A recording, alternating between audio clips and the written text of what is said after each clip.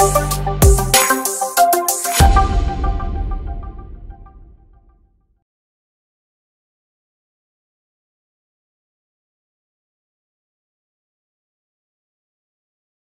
lecture que nous pourrions faire en introduction se trouve donc dans Matthieu chapitre 22. Et nous pourrions lire les versets 1 à 14 tous ensemble. Jésus, prenant la parole, leur parla de nouveau en parabole et dit : le royaume des cieux est semblable à un roi qui fit des noces pour son fils. Il envoya ses serviteurs appeler ceux qui étaient invités aux noces, mais ils ne voulurent pas venir. Il envoya encore d'autres serviteurs en disant : dites aux conviés, voici, j'ai préparé mon festin, mes bœufs et mes bêtes grasses sont tués, tout est prêt, venez aux noces. Mais sans s'inquiéter de l'invitation, ils s'en allèrent, celui-ci à son champ, celui-là à son trafic. Et les autres se saisirent des serviteurs, les outragèrent et les tuèrent. Le roi fut irrité. Il envoya ses troupes, fit périr ses meurtriers et brûla leur ville. Alors il dit à ses serviteurs : les noces sont prêtes, mais les conviés n'en étaient pas dignes. Allez donc dans les carrefours et appelez aux noces tous ceux que vous trouverez. Ses serviteurs allèrent dans les chemins, rassemblèrent tous ceux qu'ils trouvèrent, méchants et bons, et la salle des noces fut pleine de convives. Le roi entra pour voir ceux qui étaient à table, et il aperçut là un homme qui n'avait pas revêtu un habit de noces. Il lui dit : mon ami, comment es-tu entré ici sans avoir un habit de noces ? Cet homme eut la bouche fermée. Alors le roi dit aux serviteurs : liez-lui les pieds et les mains, et jetez-le dans les ténèbres du dehors, où il y aura des pleurs et des grincements de dents. Car il y a beaucoup d'appelés, mais peu d'élus. Amen. Nous avons là donc une parabole. C'est une image par laquelle notre Seigneur Jésus a instruit les gens à propos de réalités qui le concernent et qui concernent la suite du plan de Dieu à venir, c'est-à-dire à quoi ressemble le royaume de Dieu dans lequel le Seigneur nous promet de nous introduire. Parce que qui dit royaume, dit roi et dit loi aussi. Il y a des règles dans le royaume de Dieu. Et c'est vrai que nous, nos pieds, ils sont bien sur ce sol-là. Et il y a des choses qui sont célestes, c'est assez difficile parfois de les comprendre et de les cerner. Mais le Seigneur n'a pas voulu nous laisser dans l'ignorance. Il s'est mis à notre niveau, il est venu à notre rencontre et il nous a parlé d'une manière la plus compréhensible possible. Et avec ces images, il nous explique aussi la réaction de Dieu, le roi, vis-à-vis de ce fils qu'il a envoyé vers nous, de ce fils qu'il nous a promis pour être son héritier, et puis également encore de la condition de ceux qui, ou de la réaction de ceux qui reçoivent l'invitation de ce roi à le rejoindre dans la chose la plus importante à ses yeux, la joie de son fils, la célébration de ses noces, l'officialisation de quelque chose de merveilleux. Mais voilà que ceux qui auraient dû être ses sujets ont réagi d'une manière bien bizarre. Si je traduis un petit peu les choses, ceux qui fréquentent sur la terre les lieux religieux, qui devraient connaître Dieu et le respecter plus que n'importe qui d'autre, ont été indignes de ce que Dieu avait préparé. Parce que quand il les a appelés, ils y ont dit : on a d'autres occupations, laisse-nous tranquilles. Et le roi, Dieu, a été irrité. Il leur a demandé des comptes, et il a appris que certains préféraient leur trafic, c'est-à-dire leur commerce, que d'autres avaient leurs propres activités, et d'autres ne lui ont même pas répondu. Ils lui ont renvoyé ses serviteurs, les prophètes, morts. Alors Dieu a exercé sa justice, mais il n'en est pas resté là, son plan n'a pas changé. Il a ouvert sa grâce à tous ceux et toutes celles qui voulaient la recevoir. Et tous, en aussi grand nombre et d'aussi loin qu'ils viennent, ont été conviés, peu importe leur rang, peu importe leur origine, à être à la table du roi, à être dans le plan de Dieu pour l'éternité. Alors ce matin, que personne ne se regarde lui-même comme étant grand, petit, ou de la mauvaise origine, ou de la mauvaise religion, mais que quelqu'un ce matin entende et reçoive dans son cœur, Dieu n'a pas de religion. Dieu est Dieu, et nous l'avons dit tout à l'heure, il n'y a qu'une vérité. Il est le Créateur, il est le Tout-Puissant, il est le Très-Haut, il est celui qui nous cherche, celui qui est saint, et c'est la seule chose que la Bible enseigne. Sinon, que pour se connecter à nous, il a envoyé son Fils Jésus, son vis-à-vis éternel, qui partage la même nature que lui. Mais c'est une partie de lui qui s'est abaissée volontairement pour qu'on puisse l'entendre et l'expérimenter. Aussi, nul ne vient au Père que par Jésus-Christ. Si nous n'avons pas cru au Fils en le voyant, nous ne croirons pas plus au Père que nous ne voyons pas. Et c'est un test pour notre foi.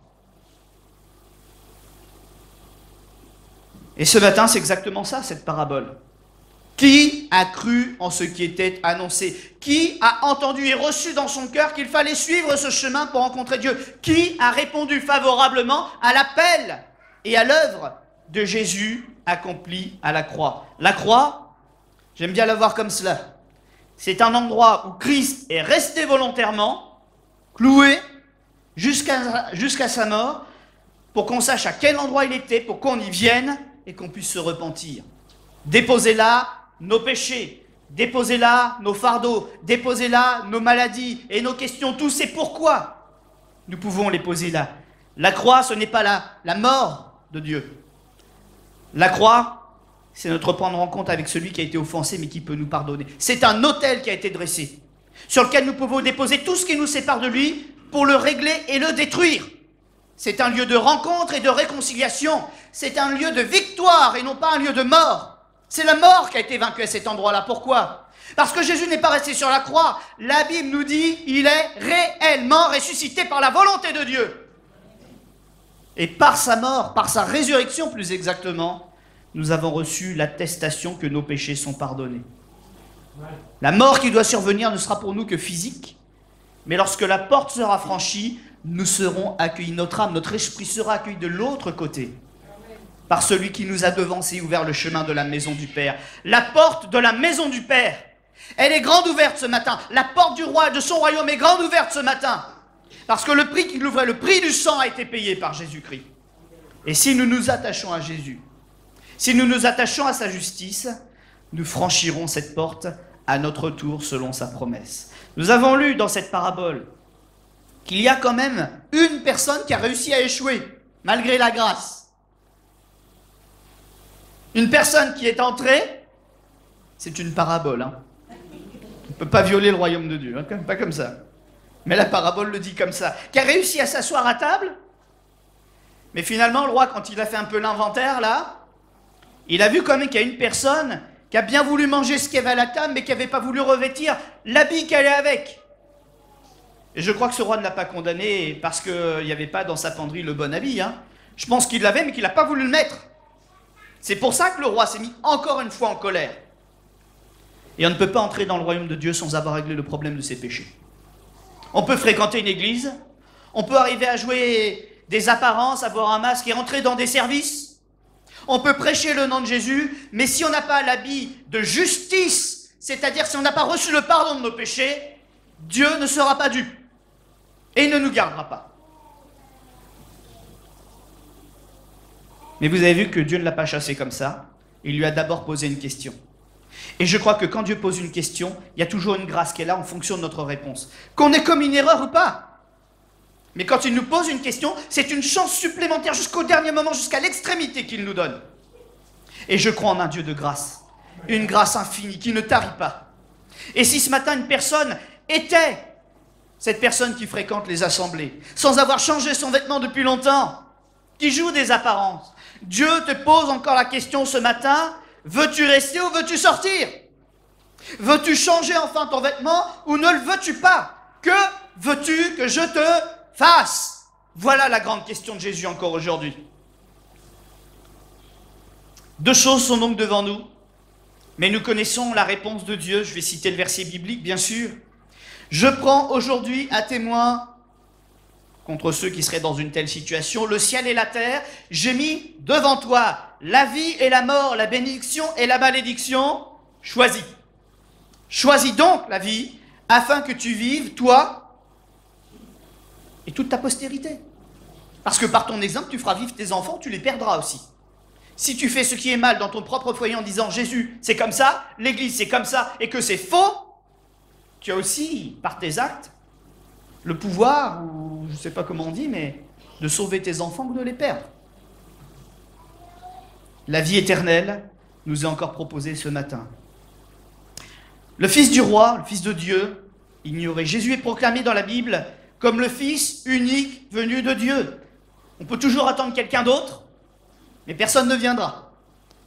Et si quelqu'un vient, si, c'est un usurpateur, une imitation, qui sera là pour tromper. Mais ce n'est pas le sujet ce matin. Christ est le seul que Dieu a envoyé pour que nous ayons le pardon de nos péchés. Voici, une voix se fit entendre des cieux, ces paroles retentirent, celui-ci est mon Fils bien-aimé, et j'ai mis en lui toute mon affection. Et j'aimerais encourager quelqu'un ce matin, le miracle dont nous parlons, cette transformation de vie, que l'on ne peut pas faire soi-même. Nous, on a une décision à prendre, mais celui qui nous transforme, c'est Dieu. Mais entendez cela. Le jour où vous donnez votre cœur au Seigneur, ces mêmes paroles sont décrétées sur votre vie comme elles l'ont été sur la vie de Jésus. Lorsque Dieu approuve, il n'a pas des discours différents. C'est la même grâce pour tous, sans distinction, sans préférence. Le même héritage pour tous, co-héritier avec Christ. Et si du ciel, devant tous les anges et devant tous les démons et devant toute créature vivante, Dieu a décrété, au moment où Jésus s'est approché, celui-ci est mon Fils bien-aimé, en lui j'ai mis toute mon affection, ce sera le cas pour vous aussi. Entendez-le dans votre cœur, c'est une réalité. Sur votre vie, Dieu a professé la bénédiction et non la malédiction. Si vous voulez le suivre, vous ressentirez dans votre cœur, vous aurez l'écho de la voix du Saint-Esprit dans votre cœur qui vous attestera, vous êtes enfant de Dieu. Et l'amour de Dieu sera déversé dans vos cœurs par le Saint-Esprit. Et vous saurez à qui vous appartenez. Il y a dans la religion des doutes quant au salut. Mais quant à la promesse de Jésus qui s'accomplit, c'est très différent, puisque c'est Dieu qui parle et non pas l'homme religieux. Et lorsque le Saint-Esprit parle, nous sommes dans l'assurance que les promesses de Dieu s'accomplissent et que nos péchés sont réellement pardonnés. Nous nous savons imparfaits, nous nous savons indignes, mais Christ relève notre tête en disant « Je suis ton avocat, je plaide ta cause ». Et nous savons ce que Dieu fait en réponse à l'œuvre de Jésus. Il nous fait passer du royaume des ténèbres au royaume de l'admirable lumière de son Fils. Voilà ce que déclare l'Écriture, mot pour mot. Aussi, nous sommes dans la joie et dans l'attente, et nous trépignons d'impatience de vivre la suite. Parce que ce que nous avons commencé à vivre avec Jésus sur une terre qui est mauvaise est déjà tellement merveilleux. Ça a tellement révolutionné de choses dans nos cœurs, nous attendons la suite. Quelle folie d'ignorer le Fils de Dieu quand il nous invite. De ne pas vouloir être assis à la même table que lui. De partager ce qu'il veut nous offrir. Bien trop de gens sont en rébellion contre Dieu, ils se donnent raison. En disant, mais si Dieu était là, si Dieu faisait ci, si Dieu faisait cela, Dieu n'est pas là, Dieu n'agit pas. Et quand ils le voient agir, parce que Dieu agit, c'est toujours pour leur taper sur les doigts. Et ça, ils n'aiment pas, ils aiment encore moins. Mais en même temps, c'est parce qu'ils tentent le Seigneur. Tous les jours, il leur parle avec paix, amour et grâce.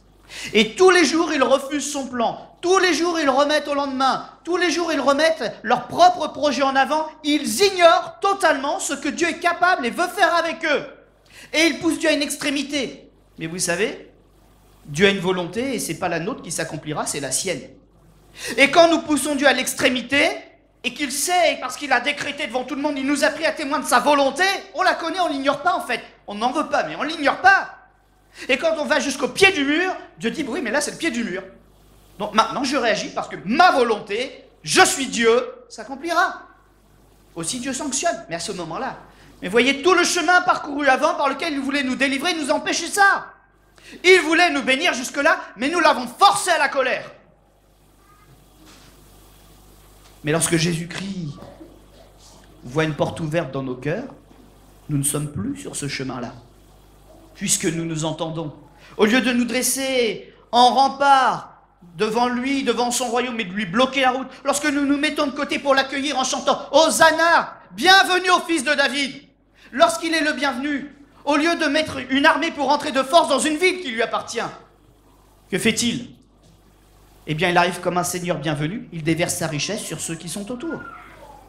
Il a deux façons d'entrer pour accomplir sa volonté, le Seigneur. Il choisit la bonne, lui. Mais nos cœurs rebelles l'obligent à venir armé au lieu de venir plein de grâce. Et ce matin, si quelqu'un est dans la souffrance, et qu'Elita a très bien choisi son chant avec l'équipe du groupe David, il faut que tu arrêtes que ta fierté te guide. De croire que tes projets sont de bons projets. Ce sont des projets humains qui ne décolleront pas du sol. Il faut que tu t'abandonnes. Il faut que tu renonces à toi-même pour découvrir ce que Jésus est capable et veut faire de toi ce matin. Ne perds plus de temps. Celui qui te fait le plus de mal, c'est pas Dieu. C'est toi-même. C'est toi qui te perds tout seul. C'est toi qui tournes en rond. C'est toi qui es la source de ton malheur. Parce que tu résistes à ta vraie nature enfouie sous le péché. Retire le péché et tu seras réellement libre. Christ t'affranchira. Tu découvriras ce que ton Créateur a toujours voulu faire de toi. Tu seras enfin celui que tu sens devoir être au fond de toi. Dieu a mis dans le cœur de l'homme la pensée de... On n'est pas fait pour mourir. On est fait pour vivre et pour vivre heureux. C'est ça la volonté de Dieu. C'est pour ça qu'il a été nommé Prince de la vie. Il nous fait connaître le plan de Dieu et le moyen d'y entrer. Alors ce matin, si Dieu n'est pas ton vainqueur, s'il n'a pas triomphé de toi, tu seras perdant quand même. Mais s'il triomphe de toi, il te relèvera avec lui dans sa victoire. Je pense que le discours de Jésus, à ce moment-là, c'est le contexte aussi qui nous l'enseigne. Il y avait les foules, hein, mais il y avait surtout les sacrificateurs et les religieux qui surveillaient du coin de l'œil. Je crois que Jésus avait clairement sa pensée tournée vers les religieux ce jour-là, en disant cela. Ceux qui ont été mis de côté savaient tout, mais ils ne pratiquaient rien. Et pire encore, ils cachaient la lampe qui avait été allumée sous un lit ou sous un boisseau, selon les deux textes qui sont parallèles. La lumière était allumée, mais il l'a cachée parce qu'il voulait garder le contrôle sur le peuple. Il leur donnait qu'une étincelle de lumière. Dieu est bon, Dieu existe. Mais ce n'est pas suffisant pour être sauvé. Les démons croient que Dieu existe et ils tremblent. Alors tu peux croire que Dieu existe, hein, mais tu ne seras pas sauvé pour autant. Parce que Dieu veut faire de nous son peuple. Et un peuple, il est à genoux devant son roi. Il lui rend ses droits pour qu'il règne. Les démons ne veulent pas mettre le genou à terre. C'est l'orgueil qui les guide. Et c'est l'orgueil qui les précipite loin de Dieu. Mais à celui qui accepte de devenir humble et de reconnaître qu'il a besoin de la grâce de Dieu, celui-là sera élevé, non pas par lui-même, mais par Dieu qui le bénira. Si quelqu'un veut devenir le plus grand dans le royaume de Dieu, qu'il soit abaissé, qu'il devienne serviteur de tous. Voilà ce que le Seigneur nous a montré par son propre exemple. Vous connaissez ce petit chant? Né de la poussière et d'éternité. La deuxième strophe, un roi qui s'incline, ça n'existe pas. Mais Christ l'a fait. Et lui, il n'est pas juste roi, il est Dieu. Mais il nous a montré que l'humilité et d'accepter le plan de celui qui est plus grand que nous, c'est ce qui nous élèvera. Notre société d'aujourd'hui professe tout le contraire. Pense à toi, ne pense qu'à toi, fais de toi la priorité. C'est un mensonge, parce qu'en fait, on n'est jamais heureux à ne penser qu'à soi. Vous savez pourquoi? On regarde qu'à nos problèmes, à nos défaites, à nos faiblesses, et on dit « j'y arrive pas ». Je pense qu'à moi, je me suis même coupé des autres, parce que je suis plus important qu'eux, et j'y arrive pas. C'est normal, parce que tu n'as pas été créé pour ça. Tu as été créé comme un être sensible pour être connecté aux autres, pour partager ta vie avec les autres, pour exprimer ton amour, tous tes sentiments avec les autres et avec ton Dieu. Dieu ne t'a pas créé n'importe comment, il t'a créé tout spécialement, à son image. Le psalmiste dira, mais qui est l'homme? Tu l'as créé de peu inférieur à Dieu, de peu inférieur à Dieu. C'est-à-dire qu'à la création, on était même supérieur aux anges. On était de peu inférieur à Dieu, supérieur aux anges. C'est ça qu'on a perdu. Et c'est le mensonge dans lequel le diable veut nous laisser. Tu n'es rien, tu n'as pas de force, c'est faux. On a un potentiel qui est supérieur à celui du diable lui-même, chacun d'entre nous. Si Christ est en nous, il ne peut plus nous vaincre. Mais il nous tentera. Beaucoup d'appelés. Ce matin, il n'y a que des appelés. Parce que le Seigneur vous parle. Il vous appelle. Vous êtes tous des appelés. Mais peu d'élus. Qui répondra favorablement? C'est pas oui, la réponse. C'est de faire quelque chose. Accepter que notre cœur change. C'est ça la réponse. C'est pas un oui du bout des lèvres. C'est une attitude de repentance qui nous aura retourné à l'intérieur pour nous tourner vers Dieu. Et la différence sera fondamentale parce que je le disais tout à l'heure, la voix du Saint-Esprit retentira pour attester tu es enfant de Dieu. Et vous le saurez, parce que quand l'adversité viendra, la Bible nous déclare que quand on devient enfant de Dieu, nous avons reçu le pouvoir de devenir enfant de Dieu. Quand nous avons une difficulté, l'autorité de Christ, par délégation, par volonté de Christ, devient notre autorité. Et lorsque nous professons le nom de Jésus, c'est pas n'importe qui le professe, c'est quelqu'un que Jésus connaît et à qui il dit « Oui, mon sceau est posé sur sa vie, mon autorité lui est partagée. Arrière de moi, Satan. Au nom de Jésus et par son sang qui purifie, je veux être libre. » Voilà l'œuvre de la croix. Et encore, nous n'en donnons qu'une petite partie. Parce que le Seigneur ne se contente pas d'agir à distance. Son esprit est répandu sur terre. Partout où nous sommes, partout où nous avons besoin d'aller, partout où il nous envoie, partout où nous combattons, il est pleinement présent. Vous n'êtes pas tout seul. Et vous ne le serez plus jamais. C'est une promesse. La promesse de Dieu, il s'y est engagé. Et si vous voulez bien y croire et l'expérimenter, vous verrez cette gloire de Dieu se manifester sur votre vie.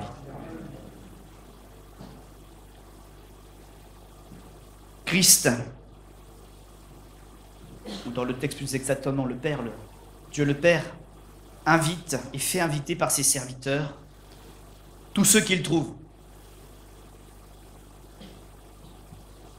Les serviteurs, je le disais tout à l'heure, dans le contexte de l'époque, c'était les prophètes. Mais nous ne sommes plus sous cette alliance, Christ est venu. Ce qui était du domaine d'une image à expliquer, maintenant a trouvé son accomplissement, son interprétation. Christ est venu, nous le connaissons. Est-ce que seuls maintenant les prophètes sont serviteurs de Dieu sur cette terre pour faire connaître sa volonté, lancer son appel aux nations? Chacun d'entre nous, qui avons connu la grâce, sommes devenus des témoins de la grâce. Et nous avons pour mission de nous tenir purs, de nous tenir propres, afin de pouvoir porter la tête haute ce beau message. Christ est mort sur la croix pour les péchés, bien plus, il est ressuscité. Et il t'attend, mon frère, ma sœur. Rejoins les rangs de la céleste armée. Réjouis ton cœur à cause du pardon de tes péchés. Et reçois cette grâce que Dieu a tenue en réserve pour le jour où tu te seras engagé avec lui. Oui. Hébreux chapitre 2 nous dit ceci.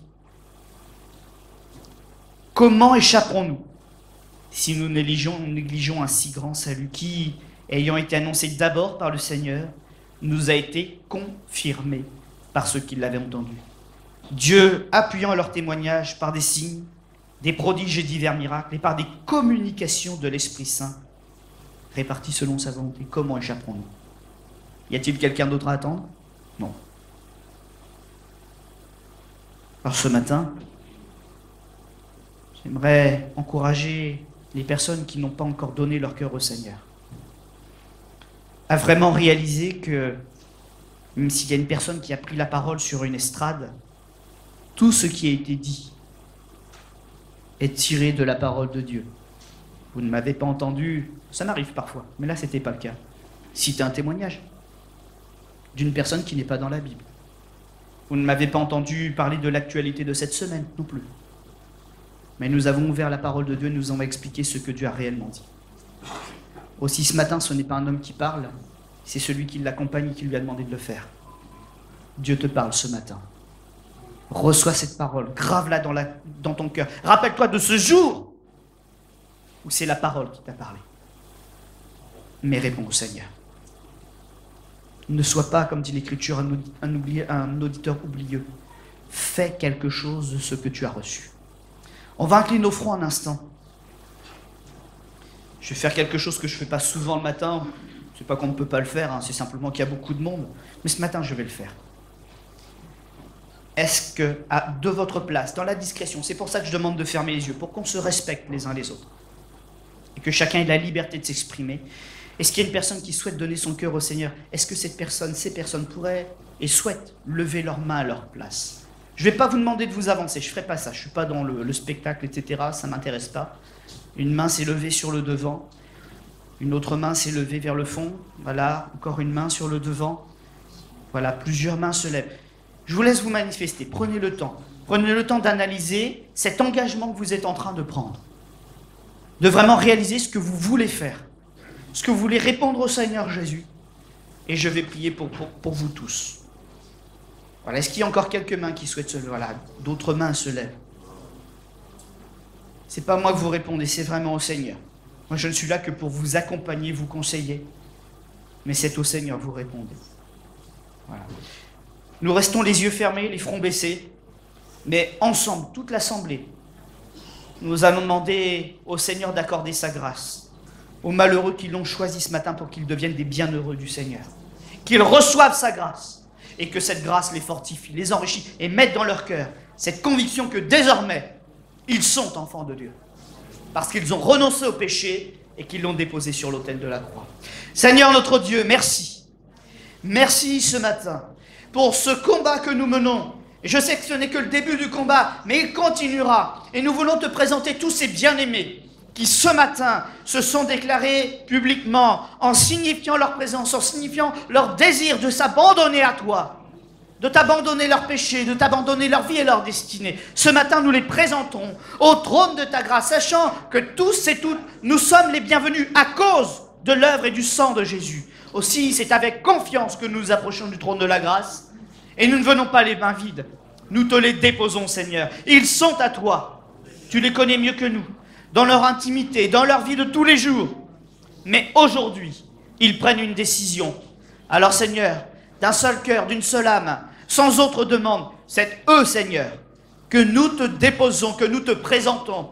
Et nous voulons nous associer à leur combat, à leur lutte et à leur victoire. Au nom de Jésus-Christ, mort pour les péchés, ressuscité, souverain des cieux. Amen. Que ton nom soit sanctifié, Seigneur. Que ton nom soit glorifié. Restons un moment les yeux fermés, les fronts baissés.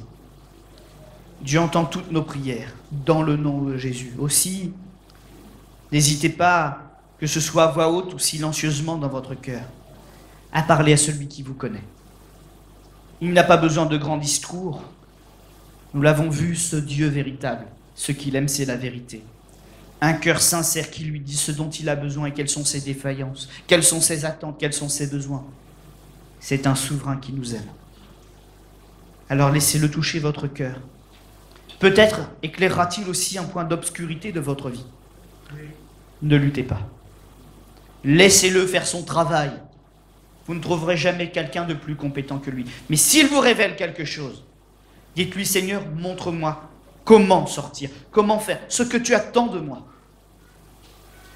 Bien souvent, vous savez, on sait déjà ce qu'il faut faire. Ce qui nous manque, c'est l'audace de la foi. Mais ce matin, il peut vous donner cette force pour poser votre fardeau. Ne luttez pas contre lui. Confessez-lui votre misère. Et vous verrez, si vous vous approchez de lui, il s'approchera de vous aussi. Vous ne repartirez pas seul. Quelqu'un de merveilleux aura pris sa place à vos côtés. Il vous aidera à avancer, vous aidera à porter vos fardeaux. Il vous retirera même vos fardeaux. Il vous montrera la voie que vous devez suivre.